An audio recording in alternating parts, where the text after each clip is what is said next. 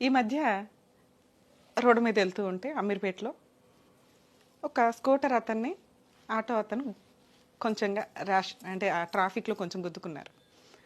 అబ్బా ఏదో మళ్ళీ న్యూసెన్స్ ఏదో అవుతుంది అనుకున్న సమయంలో ఆటో అతని వెనకాల జనసేనకి సంబంధించిన ఆ లోగో జై జనసేనను నెక్స్ట్ అదేదో లోగోలు ఉంటాయి కదా అవి స్కూటర్ అతను పోట్లాడలే. అరే ఎందుకని అంటే మేడం అంతా మా వాళ్ళేనండి. నేను ఎందుకు ఆగానంటే ఇది తెలుసుగా కొంచెం ఇష్టం పార్టీ గబుక్కుని మనోళ్ళు అనే పాయింట్లో నేను కూడా ఆ సందర్భంలో గబుక్కుని కారు ఆపి మాట్లాడదాం అనుకున్నా. కొంచెం సీరియస్గానే జరిగింది యాక్సిడెంట్ అనేది. పాపం టూ వీలర్ అతనికి కాస్త గుద్దుకుంది, మిర్రర్ కొంచెం డ్యామేజ్ అయింది. అయినా వాళ్ళు మనం ఒక్కటే అనే ఒక మాటతో మాట్లాడారండి. నాకు ఎంత హ్యాపీ అనిపించిందంటే ఒక ప్లేసులో పోలీస్ స్టేషన్ దాకా వెళ్ళే ఒక కేసుని ఈ లోగో జనసేన అనే జన సైనికులు అభిమానులు ఎవరైతే ఉన్నారో మనంతా ఒకటి, ఒక కుటుంబం. అంటే ఒక వెహికల్ వెనకాల ఎందుకు పెట్టుకున్నారు?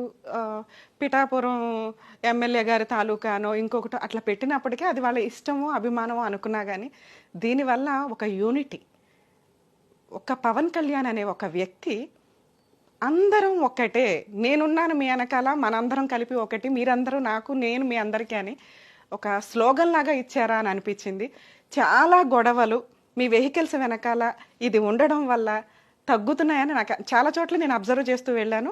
అది నాకు హ్యాపీగా అనిపిస్తుంది. వీడియో చేయడానికి రీజన్ అండి ఇది పార్టీకో లేకపోతే ఇంకొకటి అనట్లా, జన సైనికుల కోసం ఎవరైతే పవన్ కళ్యాణ్ అభిమానులు పార్టీ పరంగా ఉన్నారో వాళ్ళందరికీ నిజంగా హార్ట్ఫుల్గా థ్యాంక్స్ చెప్తున్నాను.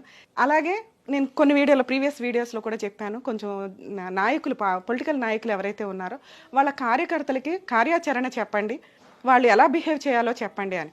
ఇప్పుడు గుద్దుకొని అయ్యో అంతా మనమే ఒకటి అని అనుకోమని చెప్పలా నేను. గుద్దుకోకుండానే ఉండాలా, జాగ్రత్తగా ఉండాలి.